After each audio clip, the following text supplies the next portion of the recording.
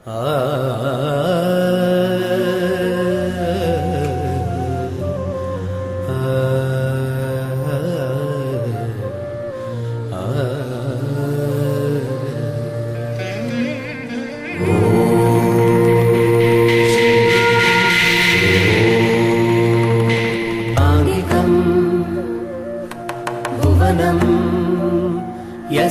वाचिकं सर्ववाङ्मयं आङ्गिकं भुवनं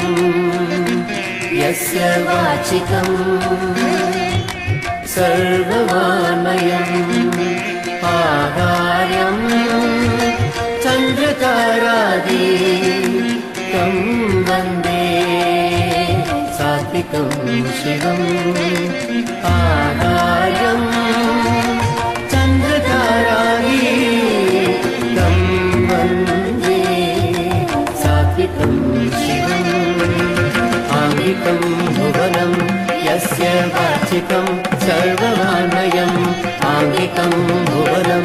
यस्य वाचिकं सर्ववाङ्मयम् आहार्यं चन्द्रतारादिकं वन्दे सात्विकं शिवम् आहार्यं चन्द्रतारादिकं वन्दे सात्विकं शिवम् सात्विकं शिवम् शिवम्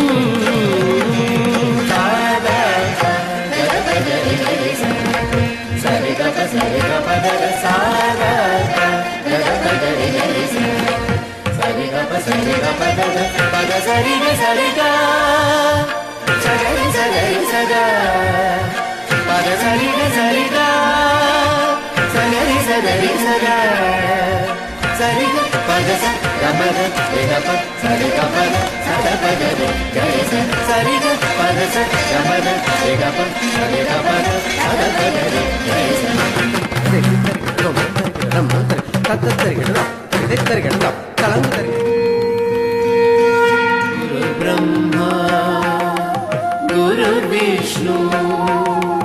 गुरुर्देवो महेश्वरः गुरुः साक्षात् परब्रह्म